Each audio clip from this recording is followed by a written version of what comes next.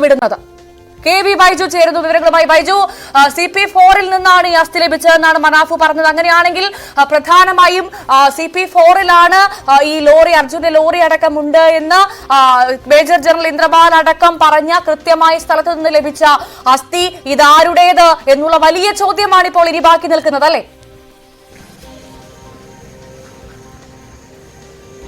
തീർച്ചയായും അപർണ, അങ്ങനെ തന്നെ ആ പ്രധാനപ്പെട്ട ആ സ്ഥലം, അതായത് അർജുന്റെ ലോറി ഉണ്ട് എന്ന് ലോഹഭാഗം, അതിന്റെ വലിയ ലോഹഭാഗം കണ്ടെത്തിയ ആ സ്ഥലത്ത് നിന്നാണ് ഈ അസ്ഥി കിട്ടിയത്. അതുകൊണ്ട് തന്നെ വലിയ ഒരു പ്രതീക്ഷയുണ്ട് അത് അർജുന്റേതായിരിക്കുമോ എന്ന കാര്യത്തിൽ. എന്തായാലും അത് DNA പരിശോധനയിൽ മാത്രമേ നമുക്ക് വ്യക്തമാക്കാൻ സാധിക്കൂ, അത് കൃത്യമായ സ്ഥിരീകരണം ഉണ്ടാകൂ. എന്തായാലും മനുഷ്യന്റെ ഇത് സമാനമായ അസ്ഥിയാണ്. ഈ സംബന്ധിച്ച് DNA പരിശോധന നടത്തിയാൽ ആ കൃത്യമായ ആ വിവരങ്ങൾ പുറത്തുവരും. എന്തായാലും വളരെ നിർണായകമായ വിവരം, വളരെ നിർണായകമായ ആ ദൃശ്യങ്ങൾ, അതാണ് ന്യൂസ് 8 ഇപ്പോൾ പുറത്തുവിടുന്നത്. ആദ്യമായി ന്യൂസ് 8 ആ ദൃശ്യം പുറത്തുവിടുന്നു.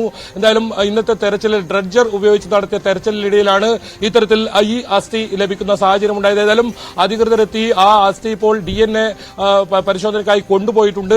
അർജുന്റെ സഹോദരൻ അഭിജിത്തിന്റെ DNA പരിശോധനാ ഫലം നേരത്തെ തന്നെ ഇവിടെ ഉണ്ടായിരുന്നു. അതുകൊണ്ട് തന്നെ അത് വളരെ പെട്ടെന്ന് തന്നെ ആ പരിശോധനാ ഫലം അത് ആരുടേതാണെന്ന കാര്യത്തിൽ, അത് അർജുന്റേതാണോ എന്ന കാര്യത്തിൽ ഒരു സ്ഥിരീകരണം ഉണ്ടാകും എന്ന് തന്നെയാണ് നമുക്ക് മനസ്സിലാക്കാൻ സാധിക്കുന്നത്. ഏതായാലും വളരെ നിർണായകമായ ഒരു വിവരമാണ് ഇപ്പോൾ ന്യൂസ് 18 പുറത്തുവിടുന്നത്.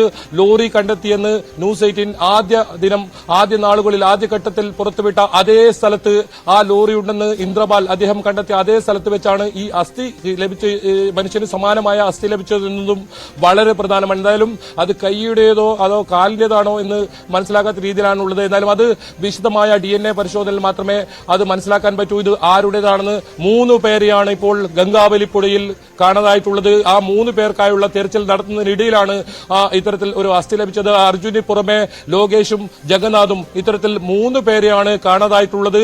ആ പരിശോധനയ്ക്കിടെയാണ് ഇത്തരത്തിലൊരു മനുഷ്യന് സമാനമായ അസ്ഥി ലഭിച്ചിരിക്കുന്നത്. എന്തായാലും ഇതിനൊരു സ്ഥിരീകരണം വരേണ്ടതുണ്ട്. ന്യൂസ് 18 ആണ് ആ വാർത്ത